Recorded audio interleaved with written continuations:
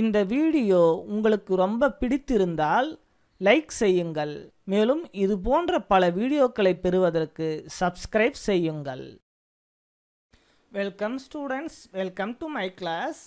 Unit 1 Habit turns a successful career. Hobby பொழுதுபோக்கு. நம்முடைய பொழுதுபோக்கை ஒரு வெற்றிகரமான தொழிலா எப்படி மாற்றுவது, வருங்கால தொழிலா எப்படி மாற்றுவது அப்படின்னு இந்த பாடத்தில் நம்மளுக்கு சொல்லியிருக்காங்க. வாங்க இந்த பாடத்துக்குள்ளார போகலாம். ராதா படம் வரைஞ்சிட்டு இருக்காங்க. இந்த பழக்க வழக்கம் அவங்கள ஒரு சிறந்த ஓவியராக மாற்றும். குமார் சமையல் செஞ்சிட்ருக்கார். இது இவரை ஒரு பெரிய சமையல் கலைஞராக வருங்காலத்தில் மாற்றும். அதே போல் ரஞ்சனி பூந்தோட்டத்தை உருவாக்குறாங்க. இது அவங்கள ஒரு சிறந்த அழகு கலைஞராக மாற்றும். அம்முவை பாருங்க, அவங்க சைக்கிள் ஓட்டி பழகிறாங்க. இதனால் அவங்க உடலானது ரொம்ப வலிமையாக ஆகும். வருங்காலத்தில் இவங்க ஒரு பெரிய விளையாட்டு வீரராக வரக்கூடிய அனைத்து வாய்ப்புகளும் இருக்கு. வாங்க செக்ஷன் 1 போகலாம். Once there was a boy named Mani. He was studying at the school in his village. He found it difficult to read and write. His grandfather noticed it and helped him by reading bedtime stories. ஒரு காலத்தில் மணின்னு ஒரு பையன் இருந்தான். அவன் அவங்க கிராமத்தில் இருக்கக்கூடிய ஒரு பள்ளியில் படிச்சுக்கிட்டு இருந்தான். அவனுக்கு படிப்பதும் எழுதுவதும் மிகவும் கடினமாக இருந்தது. அவனுடைய தாத்தா பார்த்து தூங்கும்போது சொல்லக்கூடிய கதைகளின் மூலியமா அவனுக்கு படிப்பதும் எழுதுவதற்கும் உதவி செஞ்சார். Gradually he started reading on his own. Now he not only enjoyed reading but also has started writing his own stories. Let us read an essay written by Mani. கொஞ்சம் கொஞ்சமாக அவன் படிக்கிறதுக்கு கற்றுக்கிட்டான். அவன் இப்போ படிக்கிறத மட்டும் மகிழ்ச்சியாக நினைக்கல, அதனுடன் அவன் சொந்தமாகவே கதைகளை எழுத ஆரம்பிச்சிட்டான். அப்படி அவன் சொந்தமாக எழுதின கதை ஒன்று இப்போ நாம் படிக்க போகிறோம். வாங்க படிக்கலாம். Hobbies are the activities that we do in our spare time. Hobbies are unique to people. Some like gardening, a few like photography, many have reading as their hobby, while other hobbies are swimming, stamp collection, playing video games and many more. பொழுதுபோக்கு என்பது ஒருவருக்கொருவர் மாறுபடும். சிலருக்கு பூந்தோட்டம் அமைப்பது பிடிக்கும், சிலருக்கு photo எடுப்பது பிடிக்கும், சிலருக்கு புத்தகம் வாசிப்பது பிடிக்கும், சிலருக்கு நீச்சல் அடிப்பது பிடிக்கும், சிலருக்கு ஸ்டாம்புகளை சேகரித்தல் மற்றும் சிலருக்கு வீடியோ கேம் விளையாடுவது தான் பிடிக்கும். எனக்கு என்ன பொழுதுபோக்கு என்று தானே கேட்கிறீர்கள். யாராவது கிடைத்தால் அவர்களுக்கு கதை சொல்லிக்கொண்டே இருக்க வேண்டும். அதான் என்னுடைய பொழுதுபோக்கு. மேலும் மணி தனது எஸ்ஏவில் என்ன எழுதியிருக்கிறார் என்பதை பார்ப்போம். People have hobbies not only to pass their free time but also to do something useful. மக்கள் தனக்கு கிடைத்த நேரத்தை பொழுதுபோக்காக செலவிடுவது மட்டும் இல்லாமல் அதை பயனுள்ள தக்க வகையில் பயன்படுத்தி கொள்ளவும் விரும்புகிறார்கள். Hobbies help people learn new things, relax after a tiring day and to energize their body and mind. பொழுதுபோக்கு மக்களுக்கு புது விஷயங்களை கற்றுக்கொள்ளவும் உதவுகிறது. சோர்வான நாட்களில் அவர்களுடைய மனம் மற்றும் உடலை சுறுசுறுப்பாகவும் வைத்திருக்க இந்த பொழுதுபோக்கானது ரொம்பவும் உதவிகரமாக இருக்கிறது. Same in this case with me, I love writing, so it is my hobby. அதே காரணத்துக்காகத்தான் நானும் எழுதுவதை மிகவும் விரும்புகிறேன். இதுவரை நமக்கு என்ன தெரிந்தது? மணிக்கு எழுதுவதும் படிப்பதும் மிகவும் கடினமாக இருந்தது. அவருடைய தாத்தாவின் உதவியால் அவர் எழுத கற்றுக்கொண்டார், படிக்கவும் கற்றுக்கொண்டார். மேலும் அவர் இப்போது சொந்தமாக ஒரு எஸ்ஏவையே எழுதுகிறார். அந்த எஸ்ஏவை தான் நம்ம படித்து கொண்டிருக்கிறோம். இந்த எஸ்ஏவில் அவர் என்னென்ன குறிப்பிட்டிருக்கிறார்? அவருக்கு எழுதுவது மிகவும் பிடிக்கும். பொழுதுபோக்கு ஒவ்வொருவருக்கும் வேறுபடுகிறது. அதை போன்று இவருடைய பொழுதுபோக்கு எழுதி கொண்டே இருப்பது. உலக பணக்காரர்கள் பட்டியலில் 3வது இடத்தில் இருக்கும் வாரன் பஃபட் அவர்கள் பொழுதுபோக்கை பற்றி என்ன சொல்கிறார் என்பதை பார்க்கலாம். Whatever you like to do, make it a hobby. உங்களுக்கு எதெல்லாம் செய்ய பிடிக்குமோ அதை உங்கள் பொழுதுபோக்காக மாற்றிக்கொள்ளுங்கள் என்று அவர் சொல்கிறார். சரி, இனிமேல் என்னை கொஞ்சம் வேகமாக பின்தொடருங்கள். Writing is a unique hobby because most people don't want to exhaust themselves in their spare time. பொழுதுபோக்க வேண்டிய நேரத்தில் கூட எழுதுவது என்பது பெரும்பாலான மக்களுக்கு பிடிப்பதில்லை.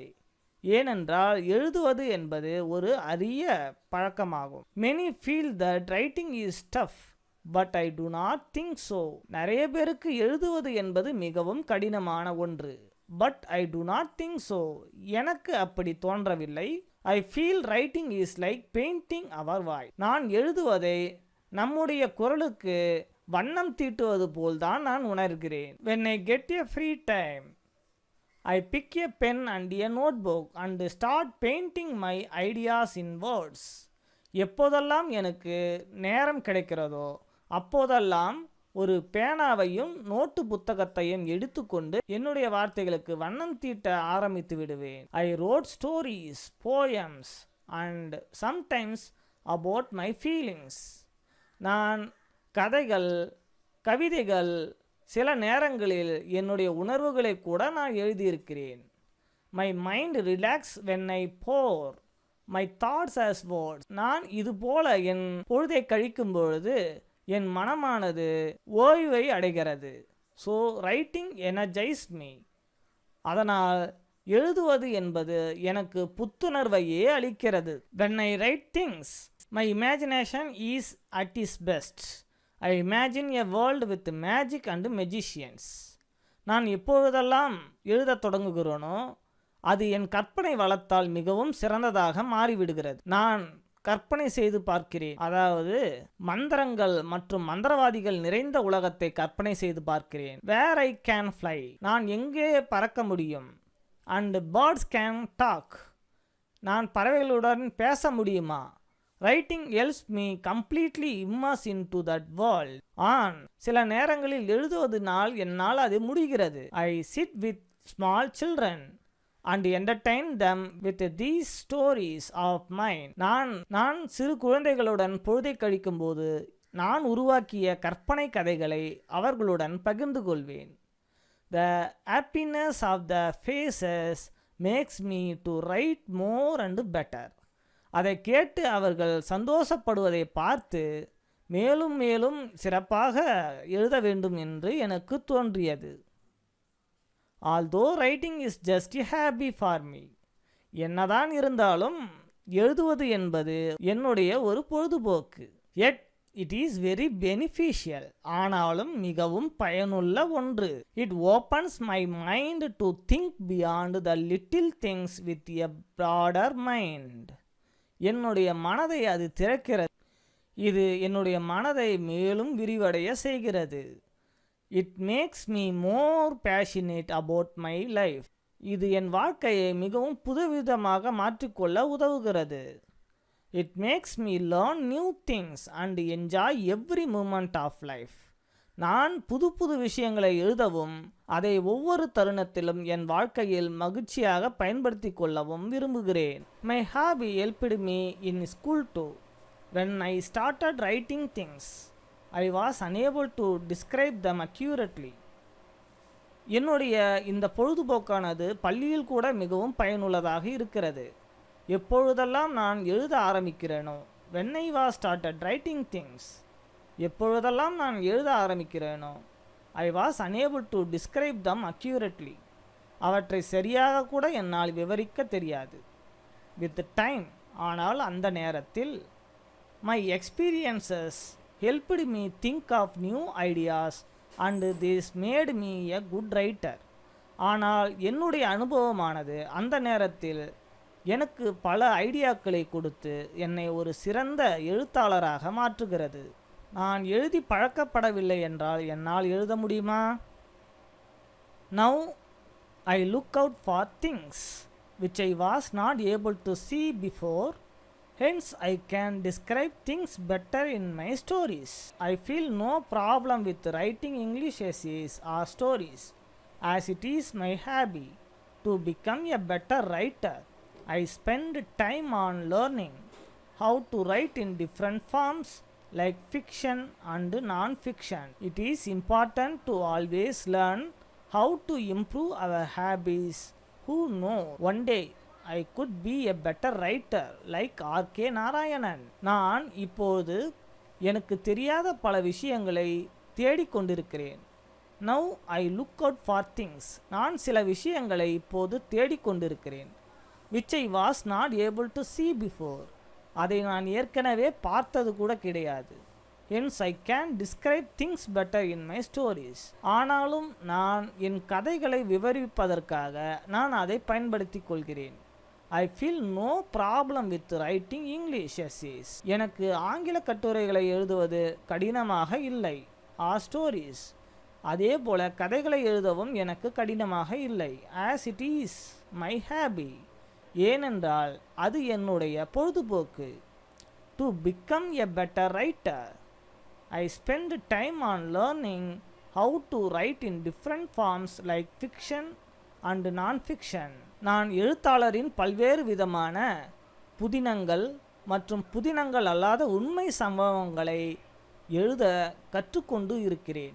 It is important to always learn and improve our habits. இது எனக்கு மட்டுமல்ல, நம் அனைவருக்குமே முக்கியமான ஒரு விஷயம். நம்முடைய பொழுதுபோக்கை பயன்படுத்தியே நாம் பல விஷயங்களை கற்றுக்கொள்ளலாம். Who knows, one day I could be a writer like R.K. Narayanan. ஒரு நாள் நான் கூட R.K. நாராயணன் போல் ஒரு பெரிய கவிஞராக மாறலாம். இது யாருக்கு தெரியும்? இப்படியாக மணி இந்த கட்டுரையில் பொழுதுபோக்கின் மூலமாக நாம் பல விஷயங்களை கற்றுக்கொள்ளலாம் என்று அவர் நமக்கு தெரிவிக்கிறார். இந்த பாடத்தில் உள்ள கிளாசரியை பார்ப்போம்.